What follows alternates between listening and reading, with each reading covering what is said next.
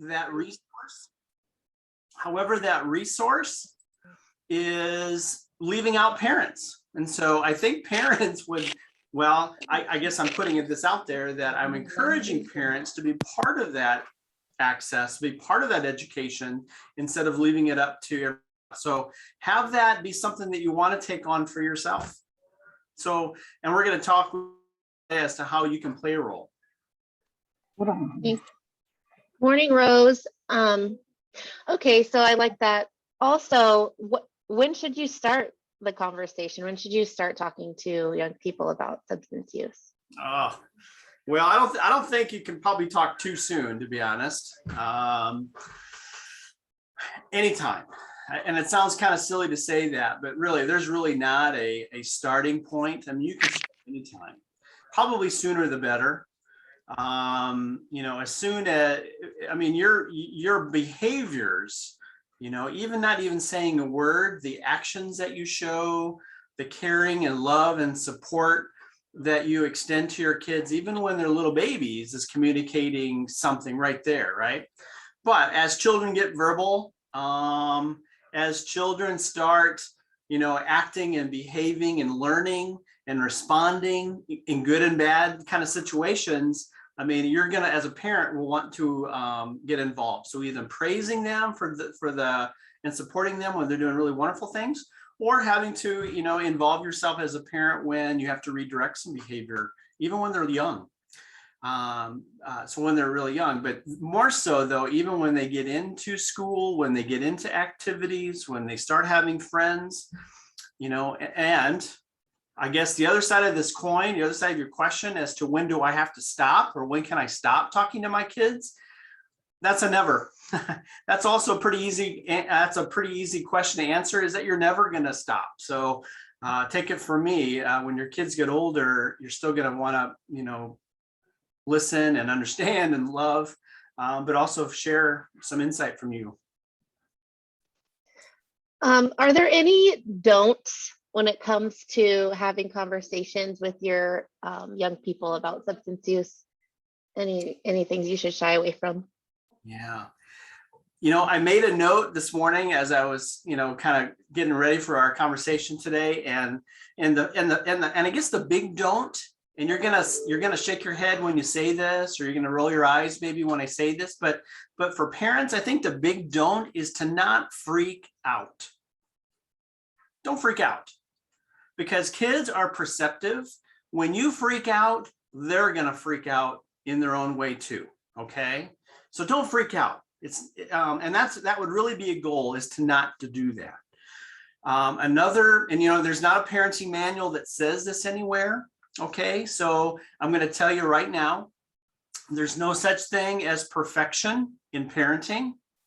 Not going to happen, not ever.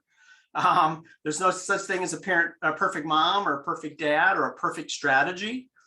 So don't assume that you have to be perfect, because there's not that. That's a myth. So what if I'm talking to someone that's not my child? How would I go about talking to someone else's child about substance use?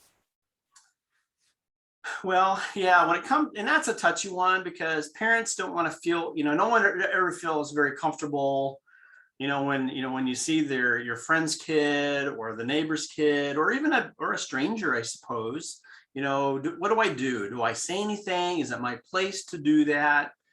I guess that's up for each individual to have to make that decision. That's a tough one. It's a tough one to make that decision. But when it comes to substance use or a risky type behavior, you can just say, not my kid, not my place, and just walk away. I mean, that's an option that you can. Or you can take that upon yourself and make that decision to say, you know what, this isn't my child, but I want to say something. I'm not going to necessarily parent them necessarily, but I can say, maybe step up to them and say something like, I understand that this might be a behavior. I just want to share that I care about you. I don't really know you very well, but I care about the consequences of what might happen. I guess that might be something that you can do if you choose to engage yourself in that person. Of course, there's a whole level of continuum as to the type of relationship you have with that child. If it's a neighbor kid, you might see that kid a lot. My kid might mow your grass, right? But it's not your kid. But you know them well, then that might make it a little bit easier to step up and have a conversation. But if it's a stranger's kid that's wandering around in Walmart, I mean, that's another kind of situation where, do I want to say something? Do I not? That's a decision I make. But if I do, the kid might just blow you off because he's been told not to talk to strangers, and I get that.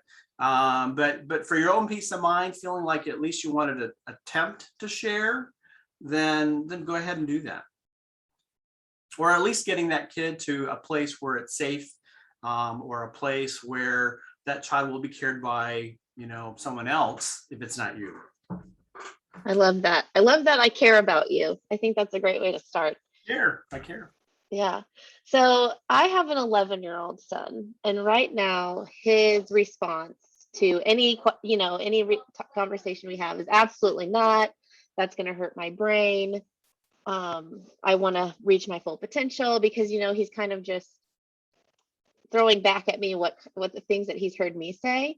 And I think that might change as he grows and kind of is more influenced by maybe his peers than he is by me and what I say.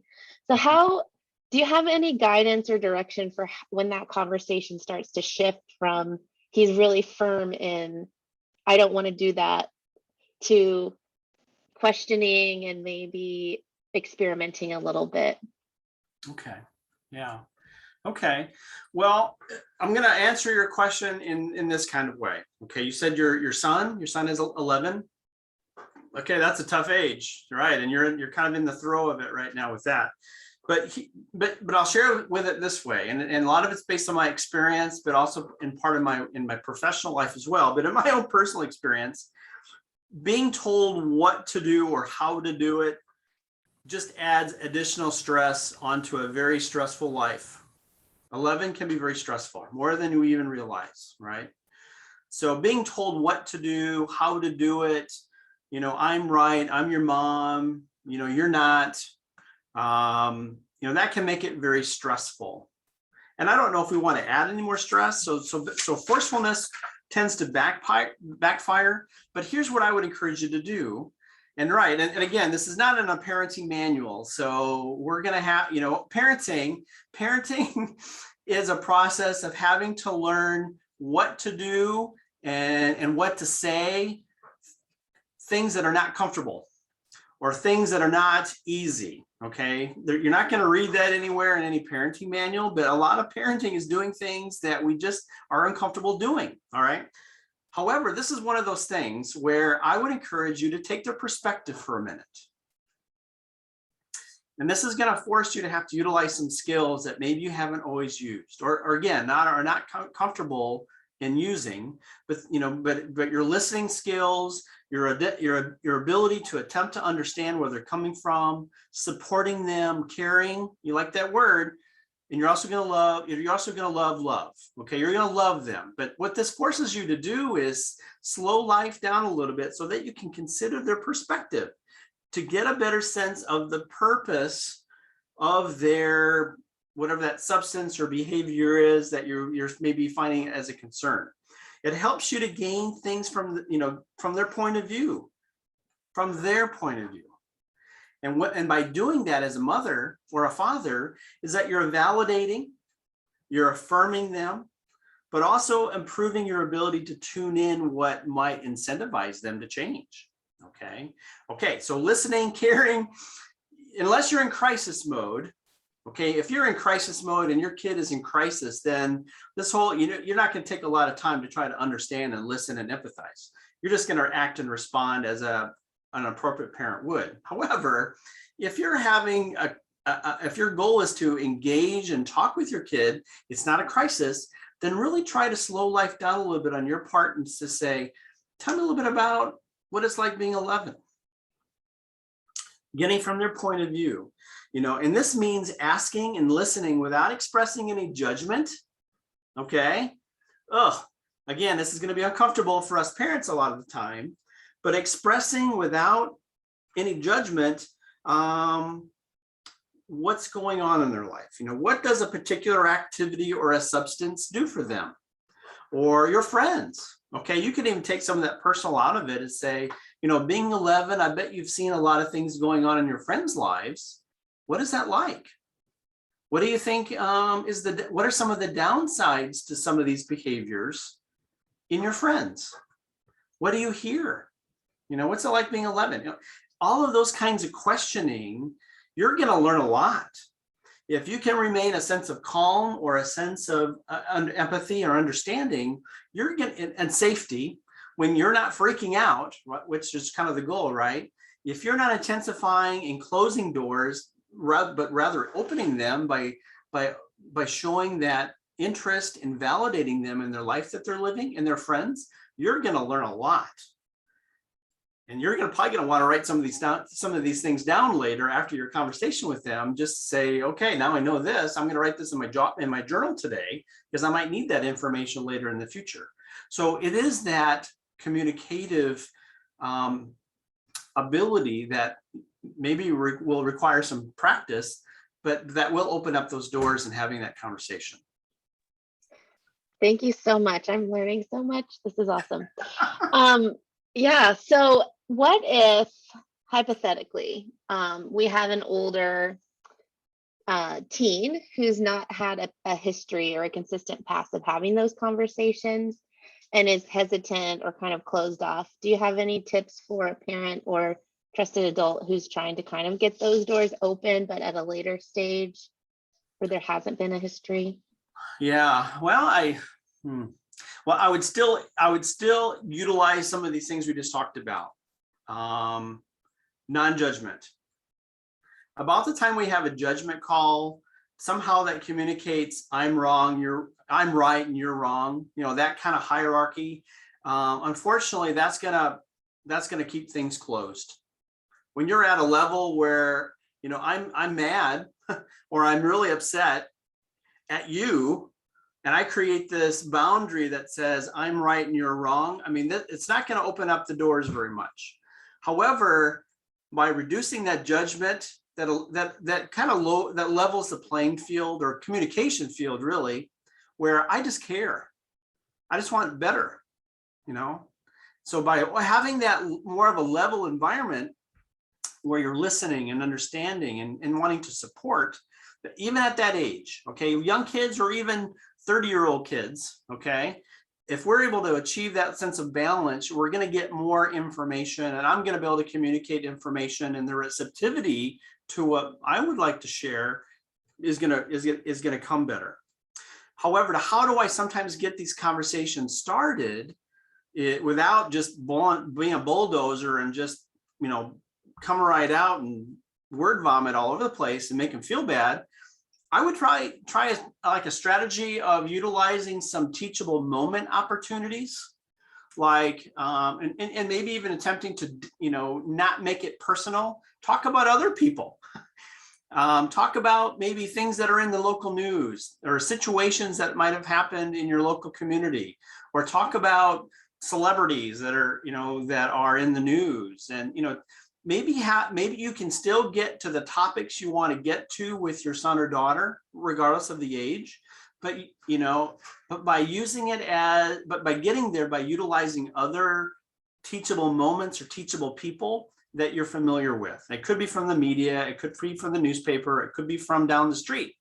Now, I don't mean to be like a gossip or talker, but that's not the goal there. But it's a way of allowing you to feel more comfortable as a parent having this conversation with your child, 11-year-old or 30 or older, having these moments that allows you to feel more confident and more comfortable, knowing myself and how I feel about what I'm going to say, using these teachable moments, opportunities to get my point across, or to hear from them what their viewpoint is without being afraid, being very confident and relaxed and not intense about it, not freaking out. I think that's the theme. Don't freak out. I love that. Don't freak out. Yeah. So I think I've exhausted all of the questions that I had prepared. So I would like at this point to open up questions to our attendees today. Does anyone have any questions for Ed about this important topic, talking to our kids?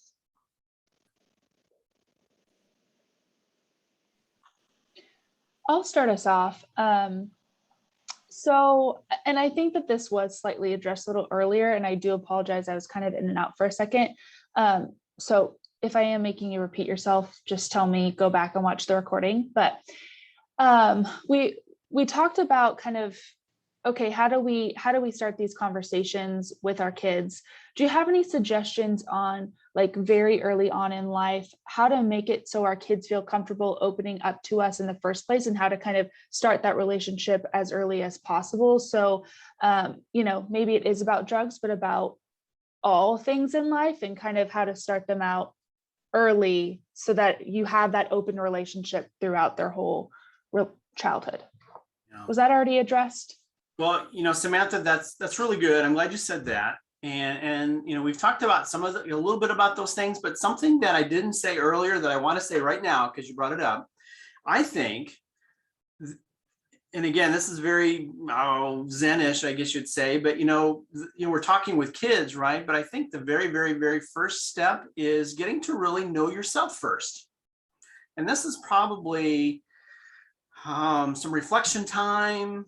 How do I feel about substances? How do I feel about drinking? How do I feel about drugs? How do I feel, what's my perspective? What are my values? How do I reflect back on those days when I was young and I was drinking when I shouldn't have been, and how my parents reacted to me? And, do I want to adopt similar strategies that were intervened with on me? Or do I want to make or to me, or do I want to make a different way? Do I want to do something different? So I think that a lot of what we're talking about, it's us. It's really us as parents. How do I want to come across? What do I value? What do I value, and how I feel about it is going to become reflected in my behaviors, in what I do and what I say. So I want to feel congruent in what my thoughts and feelings are as a dad, having this communication with my partner, with my wife, with my partner, to say, what do we believe, or how do we want to value this whole thing about raising our kids, and what do we say and what do we do? And we both have to be on the same page. Single parents, they have their whole set of issues themselves, and it doesn't take away from the role that they play. But when you have another person that is co-parenting, I think it's also important to have some of this talked out, maybe written down a little bit as to what's our plan. Hey, we're our child is pretty young yet, and they're not really understanding even what this whole thing about substances is. However, what's our game plan here? How are we going to relate to that? The messaging between our behaviors and how they're parallel with the things that we're going to say. I think that's really the very first ground floor level here is getting to know yourself first, and then talking about that with your partner if you have one. So good. Thank you, Ed. Hi, I'm Nina, and I'm kind of old for this group, if you will, but a word of experience from something that came to me several years ago in a prevention conference that ACMO put on. The lady from the Poison Control Center was talking, and she made the statement that one of the very first things we need to recognize is that a child, even at the age of 2, begins to watch how you handle your problems in your life. Absolutely. And her statement was, if you pop an aspirin or a Tylenol or something every time you have a problem and your child is watching this, you're training your child to partake. And if you approach it from the standpoint of, I can't have a good time unless I am doing something like this, that's what your child is going to see. Mm-hmm. And so what you do does more to approach your child than anything else that you can do. And so when you open these, you're opening up these conversations, I think that what you're doing and how you're handling your life speaks way more than any conversation you can have with a young person. So I just found that a very interesting thing to think about is, when do we start training our children in what they should expect from us? And it can happen before they're out of diapers. Yeah. So I think that's very important to consider. And I'm just going to bow out, but I just wanted to add that in because I see all of you with talking about your children and other children, other people's children. And I really think that that's something that we just have to consider. Mhm. So thank you for letting me have my say. Yeah. No, I think what you offer is really important, because you're right. When you don't think your kids are, I mean, kids are perceptive. Oh my gosh. They, even before, like you said, I'm sure there's research out there that says that these kids are very perceptive at such a young age, way younger than we give them credit for. So they're learning by watching and learning what the values are. Dad's coming home pretty upset, and he goes right to the beer and grabs to the fridge and grabs a beer. We're learning that that's how we handle stress, or when I'm upset. That is, what is okay and what is not. And so kids are watching, they're going to get a vibe about that, no doubt. So I think you're very true. Something else that I was once told, and it makes a lot of sense, it's very casual, but if you don't set that tone with your parents as a parent, then somebody else will. At Very school or on the playground or at the mall. So again, we don't want to leave that up to somebody else to define what and to identify what those values are, or how they should feel, or how they should behave. I've had an experience within the last 24 hours of a mother with a runaway son. He's been raised in a single family home, but a Christian home. And she was very upset because he's 15 and he wants to be independent, and he's bigger than her. And so there are issues there. And I told her last night, when I was 10, my dad sat me aside and said, Nina, it doesn't make any difference what the rest of the world says. You have to set your own standards for yourself. And he said, there are rules you have to live with every day in life, but you have to be responsible for yourself. And he said, if you don't like what the rules are that everybody's setting for you, set your own and set them higher than everybody's. And then they can't tell you what you can and can't do, because you already know what's best, and you have to set it at a high standard. Our responsibility as parents is to teach them what those good standards are. Yeah. So his deal was, Nina, if you want to stay up all night, that's fine, but you have to have your feet on the floor, eyes open, smile on your face, dressed and ready to face the day.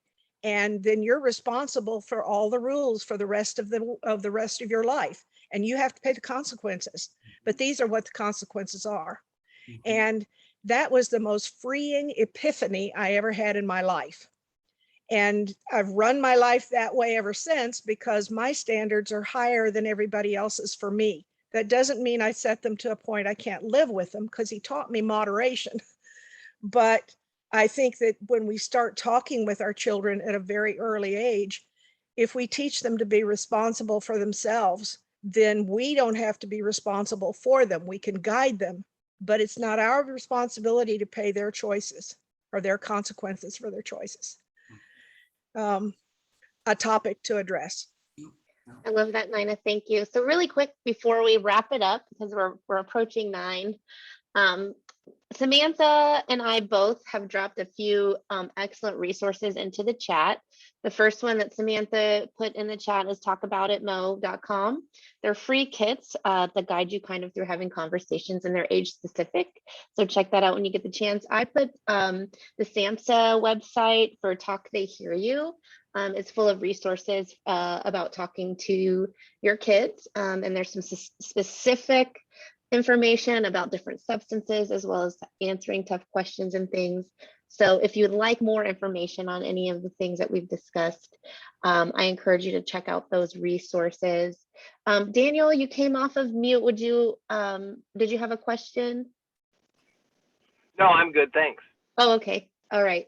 And just really quick, I'll let you wrap up, Ed, but I tell my 11-year-old, I know I'm not an expert because I've only been doing this for 11 years, but I tell him my two most important jobs are that he knows I love him, and that he understands the relationship between the choices he makes and what happens next.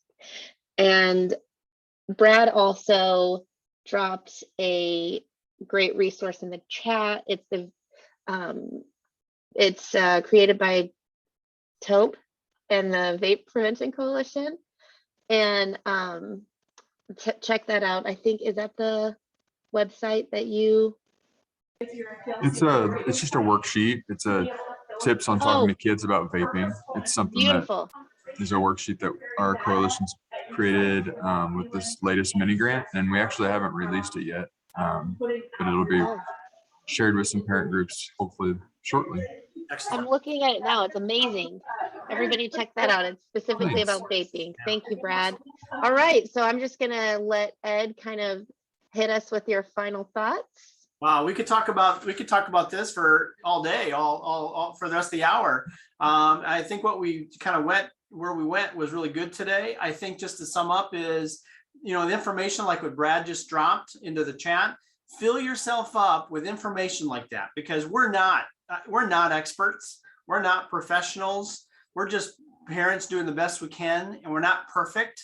Okay. Don't let that prevent you from being a little vulnerable in trying to talk with your kids. They're going to appreciate the attempt. Okay. Don't freak out.